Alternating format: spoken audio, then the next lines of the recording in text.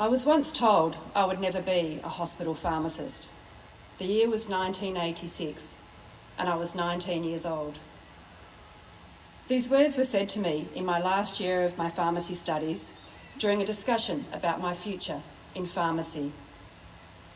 I'm not sure if these words were said to spur me on. It's possible, as I did go on to have a 25-year career as a clinical pharmacist specialising as a cancer pharmacist. But this is not a story about how I proved any naysayers wrong, though I'd like to think I kind of did. It's a story about how such incidents shape you. A story about the 3 things most people won't tell you about in your life. The first of these is that the people who are here tonight, the people who love and support you, they're wonderful. They make you feel good about yourself, and they help you and nurture you along your way, along your journey. However, the negative people, those who do or say something that shakes you to your core, and the bad times, the things when things go monumentally pear-shaped in your life, it's these people and these times that force you to grow.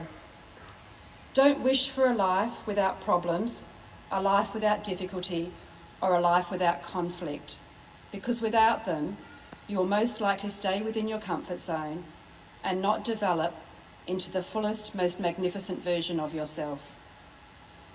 It's no coincidence that the 3 most devastating life events that I have experienced, my divorce, major depression, and being restructured out of my job, changed the direction of my life in the most dramatic ways. The last of these, being restructured out of my job, is why I started Chemo at Home.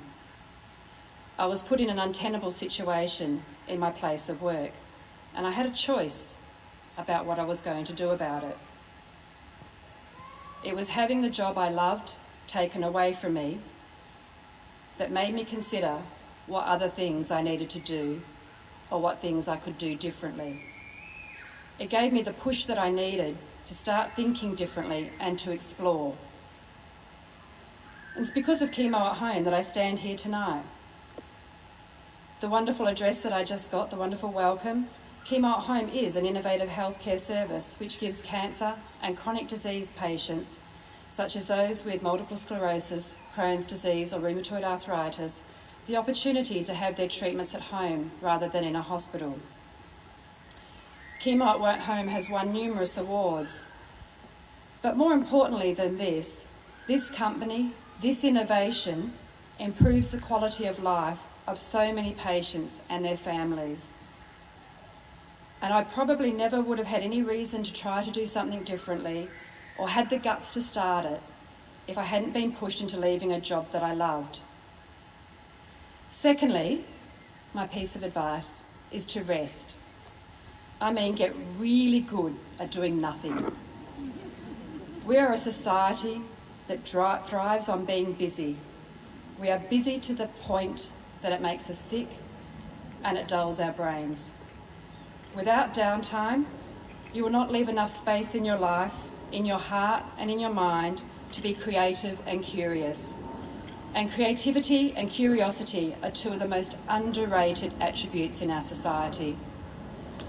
Innovation, problem solving, lateral thinking, and those little light bulb moments, they don't come when you're head down and bum up and you're just working away trying to get through the next task or the next job.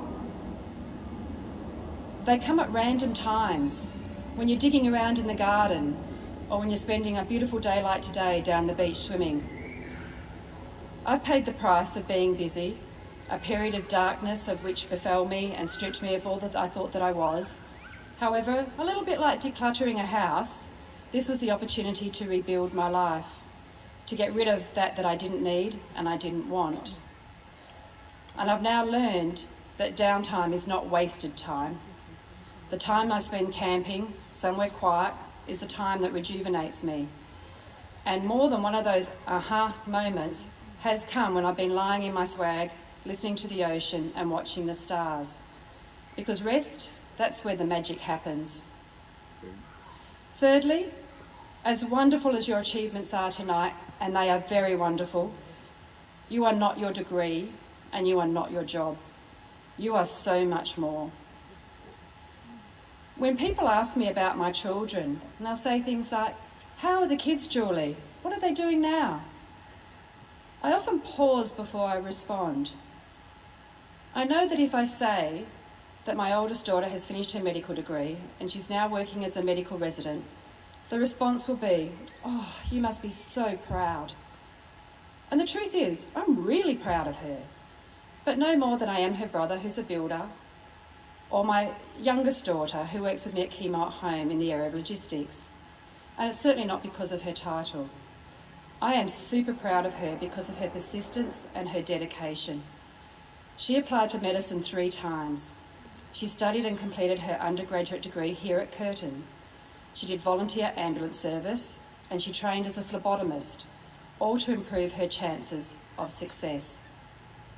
During her medical studies, she, like many other people in our society, had a number of mental health setbacks.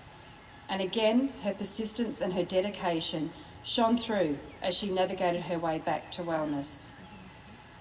So my challenge to you all is to practice talking about yourself without mentioning what you are employed to do. Hello, my name is Julie. I like doing yoga on a stand-up paddleboard, and I'm a big fan of hip hop. I'm kind and I'm generous, and I get the biggest buzz out of buying just that perfect birthday card for my friends. Because there will be times in your life when people will judge your self-worth based on your education or your professional achievements alone. But even worse than other people's judgments is your own judgment and your own inner voice. And it's your own inner voice, the one that puts you down, the one that fills you with self-doubt, that will limit your future achievements more than anything else. You will achieve more, you will be more, if you talk to yourself as if you were your own best friend and your own biggest fan. So tonight I'd like to leave you with those 3 points. Magnificence is forged through life's difficulties. Magic happens when you allow yourself time to rest, and love yourself for who you are, not what you do, and it will release your mind to achieve the greatness that you are capable of. Thank you all, and I wish you all the very best in whatever it is that captures your heart. Thank you.